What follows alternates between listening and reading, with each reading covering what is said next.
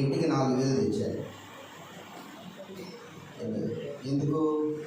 సంఘంలో ఉన్నటువంటి అనాథలకు, విధవరాండ్రకు, తల్లిదండ్రులు లేని వారికి, వాళ్ళందరికీ బట్టలు తేవాలనే ఉద్దేశంతో వాళ్ళకి తెచ్చారు. తెచ్చిన తర్వాత మరి ఇంట్లో వాళ్ళకు కూడా తేవాలి అనేటువంటి చిన్న బుద్ధి మగవాడికి ఉంటుంది కదా. అందులో వాళ్ళకి కూడా నేను తెచ్చేది కానీ ఇంట్లో ఎవరికి చెప్పలేదు.